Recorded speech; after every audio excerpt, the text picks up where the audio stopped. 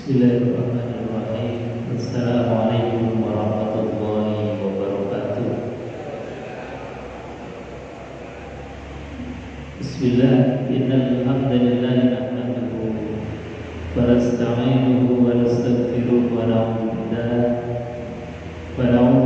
min shururi anfusina wa sayyiati a'malina. May yahdihillahu fala mudilla lahu wa may yudlil fala hadiya lahu. Asyhadu an la ilaha illallah wa asyhadu anna Muhammadan abduhu wa rasuluh. Allahumma shalli wa sallim ala sayyidina Muhammad wa ala alihi wa sahbihi ajma'in. Rabbi ishrah li sadri wa yassir li amri wa hlul 'uqdatam min lisani yafqahu qawli. Bapak Ibu hadirin jemaah pengajian Ba'da Maghrib Masjid Mujahidin yang dimuliakan Allah Subhanahu wa taala. Alhamdulillah, pada malam hari ini kita sekalian bisa hadir kembali di majelis yang mulia ini. Mudah-mudahan harapan besarnya kita mendapatkan tetesan cahaya ilmu dari Allah dengan mendapatkan ilmu yang bermanfaat. Amin Allahumma amin. Bapak Ibu hadirin jemaah yang dimuliakan Allah Subhanahu wa taala. Kita sekarang ini berada di bulan Sya'ban. Bulan yang dimana baginda Rasulullah SAW mensifatinya sebagai bulannya beliau Rasulullah SAW. Dalam sebuah hadis Nabi mengatakan Syahrul Rajab Syahrullah. Bulan Rajab itu bulannya Allah. Wa syahrul Sya'ban syahri. Bulan Sya'ban ini adalah bulanku. Wa syahrul Ramadan, dan bulan suci Ramadan adalah syahrul ummati, bulan umatku. Kenapa bulan Sya'ban disebut sebagai bulannya Rasulullah?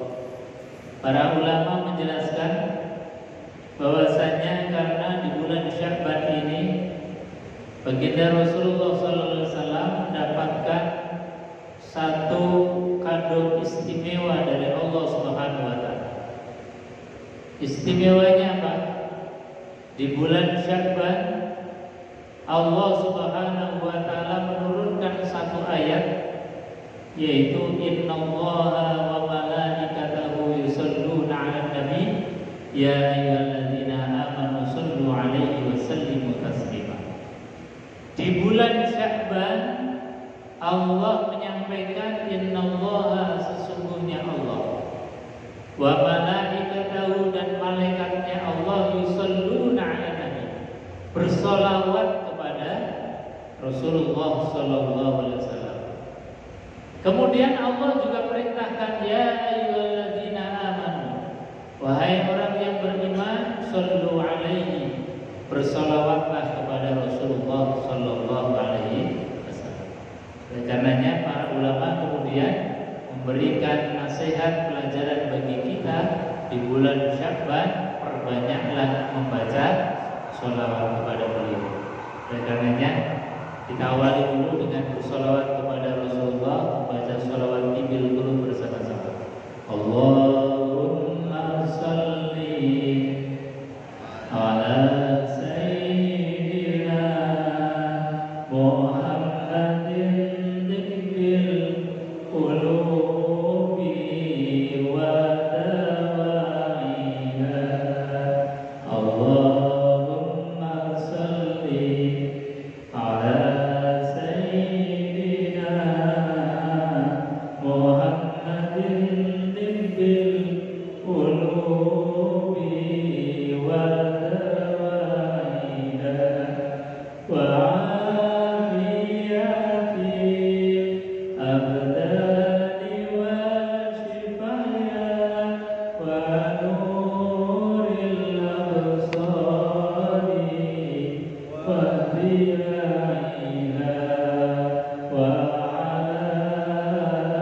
alihi wa sahbihi wa sallim. Allahumma shalli ala Muhammad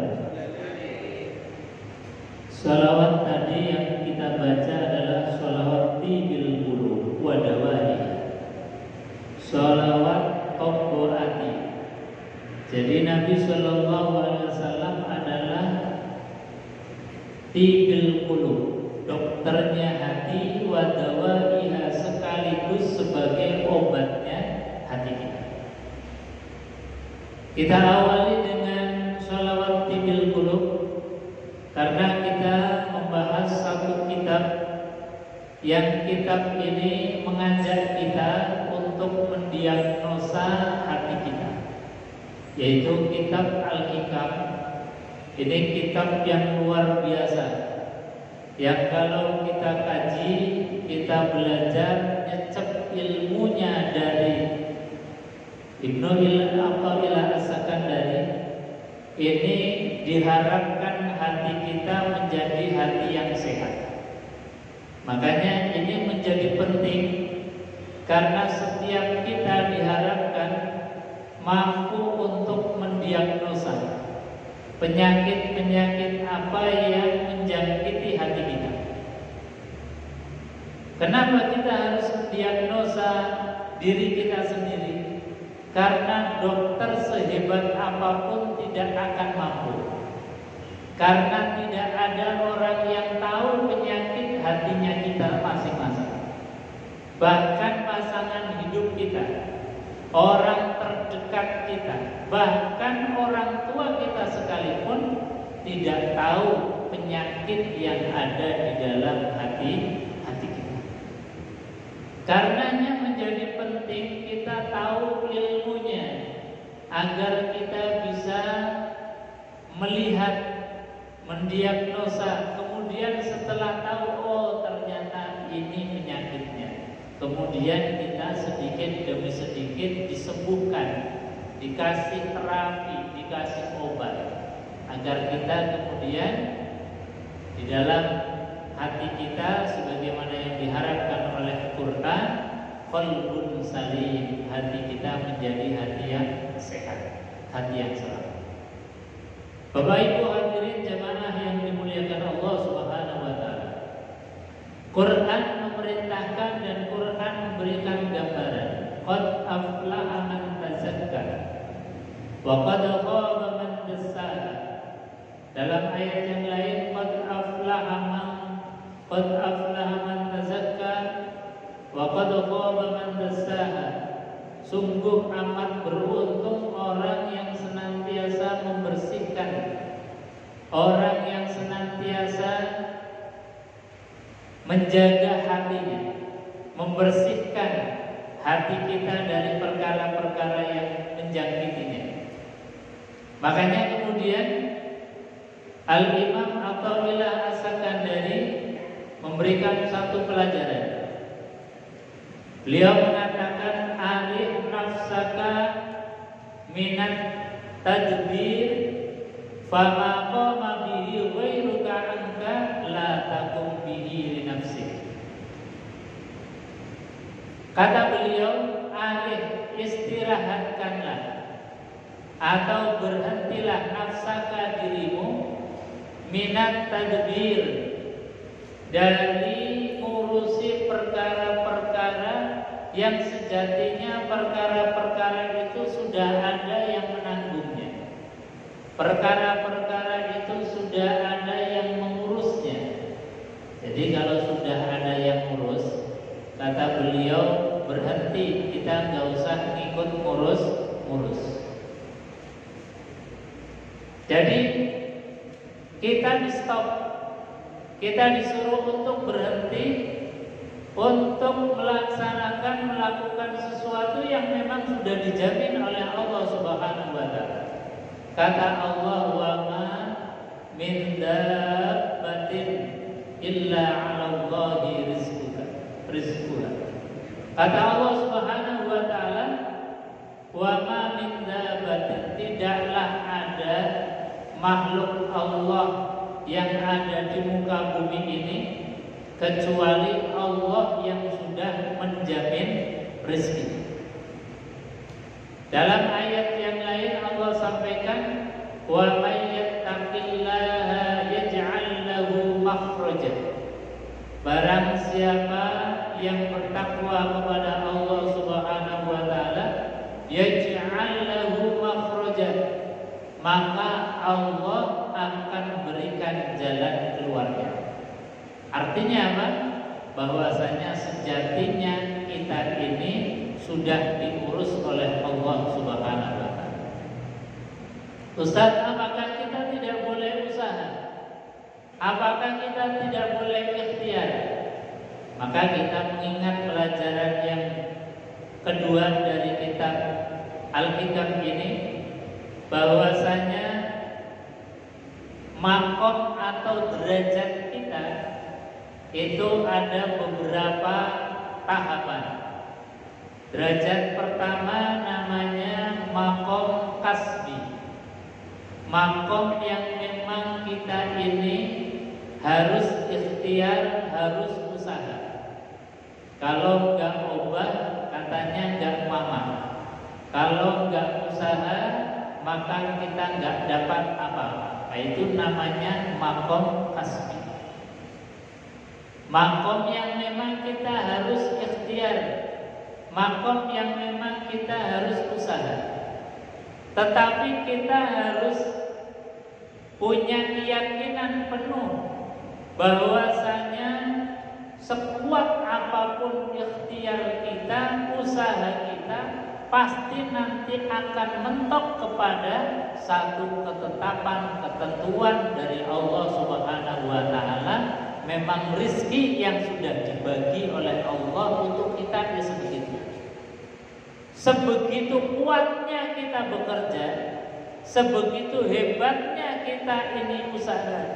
Kita mencari kesembuhan kesana kemari, mendatangi dokter yang paling ahli sekalipun, mendatangi rumah sakit yang paling modern sekalipun, ketika datang satu ketetapan Allah Subhanahu wa taala, maka kita harus kembali kepada prinsip dasar kita bahwasanya segala sesuatu itu memang menjadi kudrahnya Allah Subhanahu wa taala.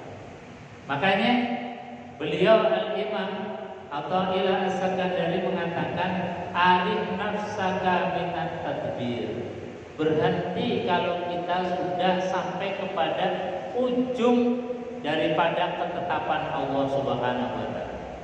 Maka kita setelah ikhtiar, setelah usaha, setelah berusaha terus-menerus, maka kita ujungnya adalah harus mengatakan la haula wala quwwata illa billahil aliyyil azim. Makanya yang perlu kita usahakan adalah bukan sesuatu yang memang sudah dijanjikan oleh Allah Subhanahu wa taala. Sesuatu yang memang itu menjadi kebutuhan kita, lah itu yang harus kita kejar. Apa itu? Nabi Shallallahu alaihi wasallam pernah memberikan nasihat, pelajaran kepada salah satu sahabat beliau yang namanya Jundub bin Jinadah, atau yang lebih dikenal dengan Abu Dzar Al-Ghifari. Jadi Nabi ngasih nasihat kepada Abu Dzar Al-Ghifari yang sejatinya nasihat itu ya untuk kita sekalian juga. Apa nasihatnya Rasulullah SAW? Kata Rasulullah SAW, jadidis safina fa innal bahra amid. Perbaharui perahumu, perbaharui bahteramu. Fa innal bahra amid, karena perjalanan hidup kita ini akan mengarungi samudra yang sangat luas dan dalam, yang kita tidak tahu ujung dan pangkalnya. Makanya ketika kita mencari dunia, yang dunia itu sejatinya sudah ditakar oleh Allah, sudah dijamin oleh Allah, jangan kemudian menggadaikan akhirat kita. Jangan menggadaikan perahu kita. Apa itu perahu kita ini? Kata para ulama, as-safina huwa dinul Islam. Pertama yang namanya perahu itu adalah dinul Islam. maka jangan gandekan Islam kita hanya gara-gara dunia. Jangan gandekan akidah kita, Islam kita hanya karena ingin harta, hanya karena kerjaan, hanya karena ingin sembuh misalnya. Kemudian menggadaikan akidah, menggadaikan keislaman kita hanya dengan perkara-perkara dunia yang sejatinya dunia itu sebetulnya sudah dijamin oleh Allah Subhanahu wa ta'ala. As-safinah huwa as-shalah. Kata para ulama, yang dimaksud dengan safinah, perahu itu adalah sholat kita. Mendasarkan kepada hadis Rasulullah SAW, awwalu ma yuhasabu wa huwa shalah. Pertama kali yang akan dihisab itu adalah wadahnya kita, perahunya kita, yaitu sholat. Ketika sholatnya baik, maka meskipun di dalamnya ini kita tidak membawa kebaikan apapun selain sholat, maka insya Allah akan selamat kepada tujuan. Tetapi manakala kita membawa amalan-amalan yang banyak, tetapi perahunya ini berlubang, apakah subuhnya yang bolong karena kesiangan, apakah zuhurnya yang bolong karena masih sibuk di kantor, di kerjaan, apakah asarnya yang bolong karena di perjalanan pulang. Apalagi sekarang kalau perjalanan pulang dari kantor, dari tempat kerja sampai rumah, ini jalanan macetnya luar biasa. Maka orang yang gak kompeni sholat ini bisa-bisa waktu asar habis kita belum sholat. Kita sampai di rumah sudah kecapean sehingga maghribnya bolong. Sampai-sampai kemudian isanya bolong gara-gara kita ketiduran. Banyak sekali kemudian celah-celah lubang dalam sholat kita, perahu kita, sehingga apa? Tidak akan bisa diharapkan perahu bahtera yang berlubang untuk menghantarkan segala amal ibadahnya kepada Allah Subhanahu wa ta'ala. Pasti akan tenggelam dalam perjalanan mengarungi bahtera samudra yang sangat luas dan dalam. Makanya sekali lagi, arif nafsaka minat tadbir, berhenti dari mengurus dunia yang sampai melupakan akhirat. Kalau kita ngurus dunia tapi sholatnya keker, berhenti. Kalau kita mencari dunia tapi Islam dan akidahnya tergadaikan, berhenti. Ini nasihat dari Al-Imam Athaillah As-Sakandari. Kita memang mungkin masih dalam taraf dan makom kasbi tadi, usaha tadi, ikhtiar tadi.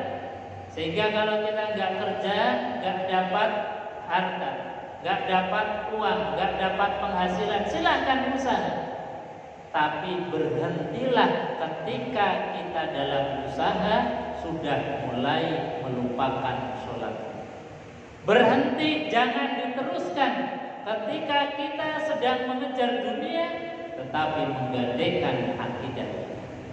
Ini bahaya.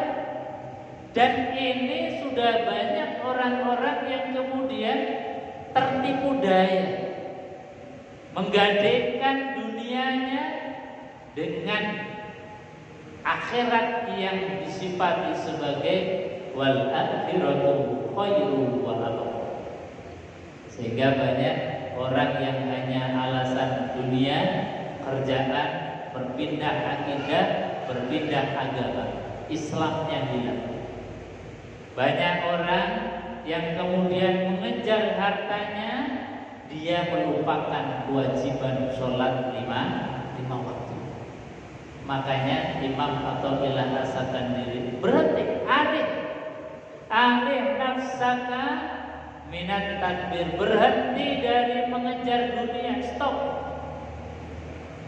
Dan ini adalah persoalan dari penyakit-penyakit kita zaman sekarang. Bahasanya kita ini adalah keduniaan. Segala sesuatunya sudah diukur dengan dunia. bahkan sholatnya pun tidak lagi dipikirkan lagi. Padahal kalau sholat ini sudah diabaikan, fawailul lil musallin alladzina hum an sholatihim sahun. Kata Allah dalam Al-Quran, ara'aital ladzi yukadzibu biddin, tahukah kalian orang yang mendustakan agama? Dia beragama tapi sejatinya dia mendustakan agama. Siapa mereka? Di antaranya adalah fawailul lil musallin alladzina hum an sholatihim. Orang yang sholatnya itu dalam keadaan sahur. Apa itu sahur? Sahur dalam perspektif ilmu fikih, para ulama menjelaskan adalah orang yang sholatnya itu sudah keluar dari waktu yang ditetapkan oleh Allah. Itu namanya fawailul lil musallin alladzina hum an sholatihim sahun. Jadi jaga sholatnya betul-betul.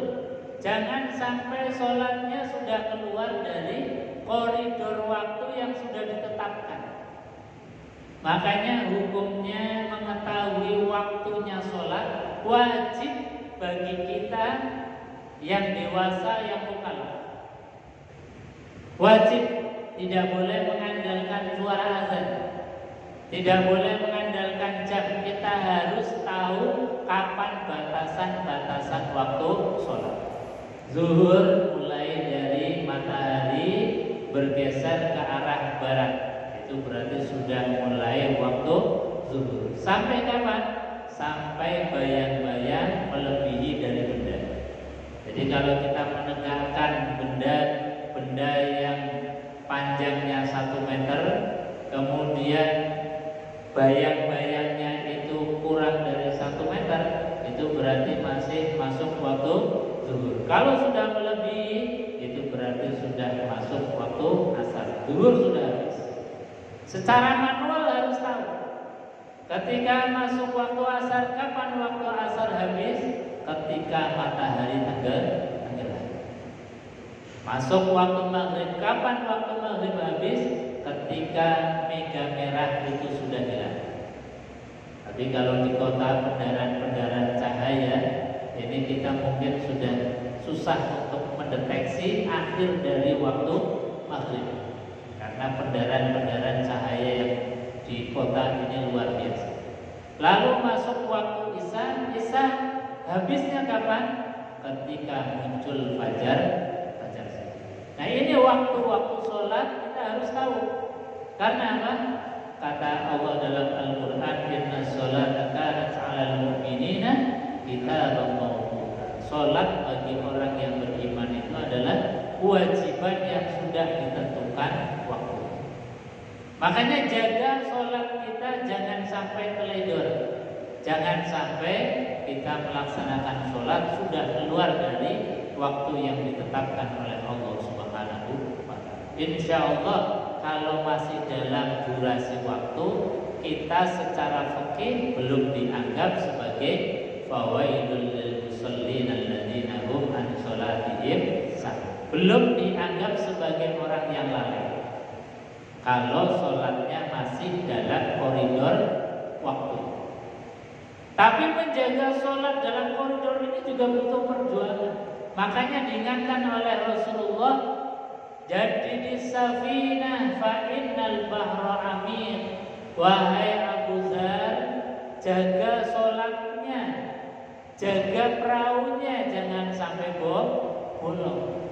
Karena kalau lubang sedikit saja, kita baru berjalan beberapa meter, itu air sudah masuk dalam lambung perahu kita, otomatis nanti sebentar lagi akan tenggelam.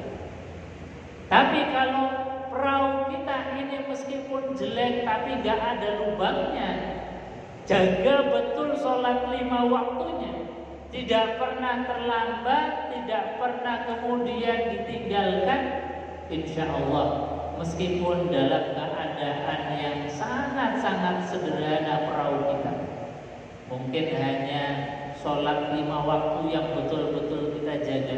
Sholat sunatnya kadang-kadang kalau kita ingat, tapi sholat 5 waktunya dijaga betul, insya Allah selamat. Inilah yang disampaikan oleh Rasulullah SAW, jadi safi.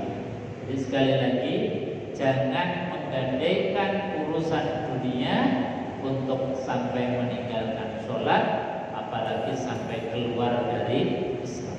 Kalau sudah ada indikasi menggandengkan sholat, kata Al-Imam atau Ilal As-Sakandari, arif nafsaka minat takbir, berhenti.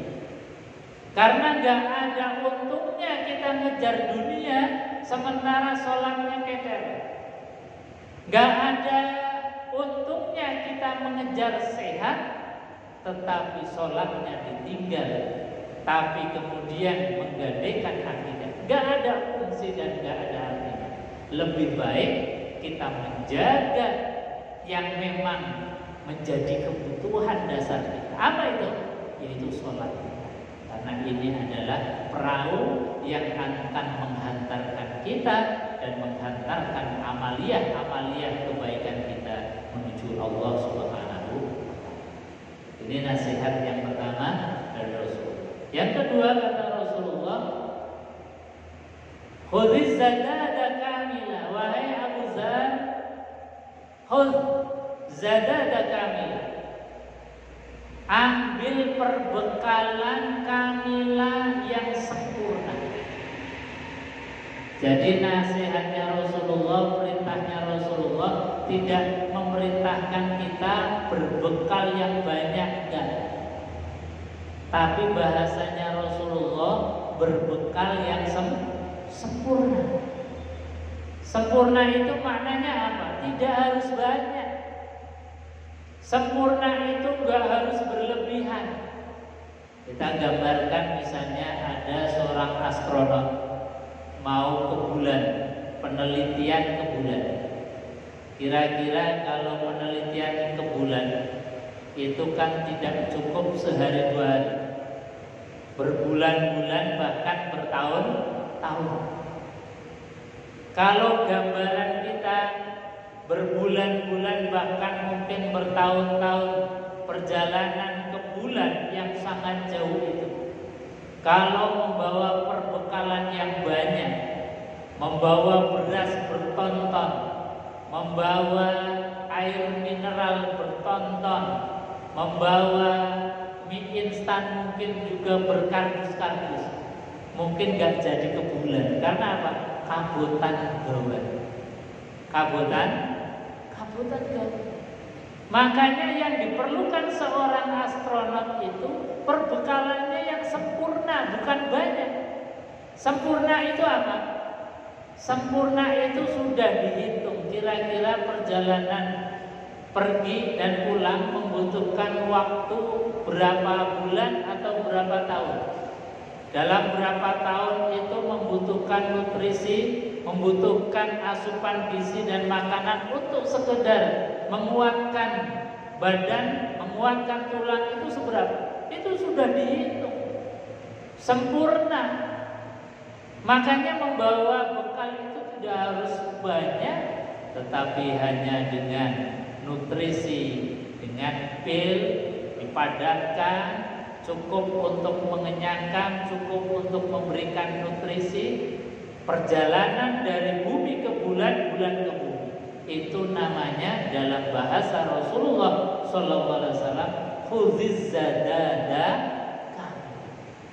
ambil perbekalan, tapi perbekalannya yang sempurna. Kadang kita ngejar banyak, tapi gak sempurna. Gak sempurna syarat dan rukunnya, gak sempurna ikhlasnya. Makanya kita harus benahi. Apalagi kita ini menjelang masuk bulan suci Ramadan. Maka kesempurnaan melaksanakan ibadah apa itu? Wajib bil ilmi. Harus tahunya bagaimana kita berpuasa ala Rasulullah. Bagaimana berpuasa yang dicontohkan oleh Rasulullah. Bagaimana qiyamul lail yang dicontohkan oleh Rasulullah. Bagaimana kemudian Rasulullah mengisi hari-harinya di bulan Ramadan. Jangan baru masuk Ramadan kita kemudian baru mau belajar. Wong kita mau haji itu setahun sebelum berangkat sudah manasik. Kita mau umroh sebulan, setengah bulan sebelum berangkat sudah buka-buka, sudah ngaji, sudah tanya-tanya. Padahal kita tahu ibadah haji itu paling durasinya 5 hari selesai. Umroh durasinya paling 1 jam selesai. Tapi belajarnya sebelum berangkat 1 tahun sudah. Kita mencari pengetahuan bagaimana haji yang mabrur, bagaimana haji yang dicontohkan oleh Rasulullah. Lah ini kita mau masuk bulan Ramadan, kadang-kadang enggak bekal ilmu belas. Ilmu masuk Ramadan barangkali sisa-sisa ilmu tahun kemarin, tidak diupdate lagi, tidak ditambah lagi. Nah, ini makanya Al-Imam Al-Ghazali mengatakan afdhalul ilmi ilmul hal. Ilmu yang paling utama untuk dipelajari adalah ilmu yang menjadi kebutuhannya kita sekarang. Kita mau apa? Belajar. Mau masuk Ramadan? Belajar. Nah, ini namanya mencari bekal yang sempurna. Sempurnanya bekal tidak akan bisa diraih kecuali bil ilmi, harus didasari dengan ilmu. Jadi Rasulullah SAW sampaikan, ya Aba Dzar, khudziz zadada kamil, ambil perbekalan yang sempurna. Perbekalan yang paling sempurna itu apa? Kata Quran mengatakan bahwasanya ambillah perbekalan yang paling baik adalah zadit takwa.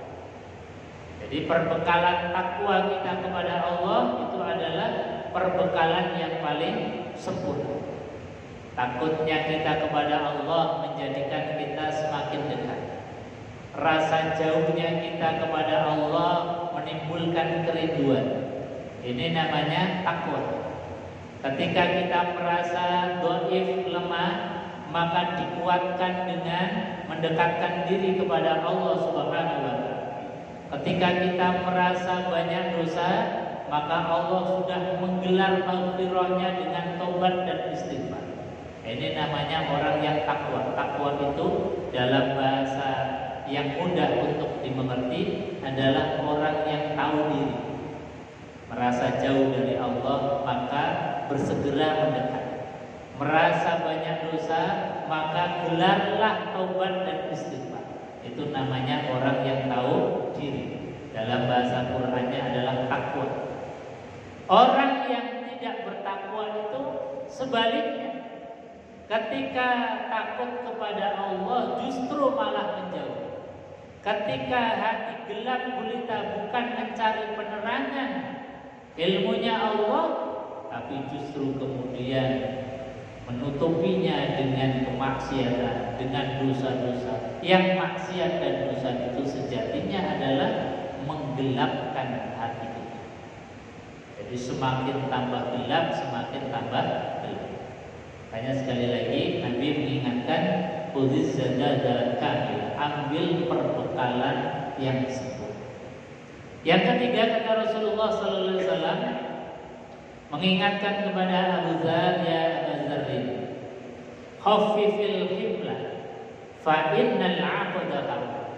Wahai Abu Dzar, peringankanlah bebanmu karena engkau perjalanan hidupmu itu pasti akan mengarungi dan menaiki bukit yang sangat tinggi, gunung yang sangat terjal. Kita tidak akan melalui jalan yang datar-datar saja.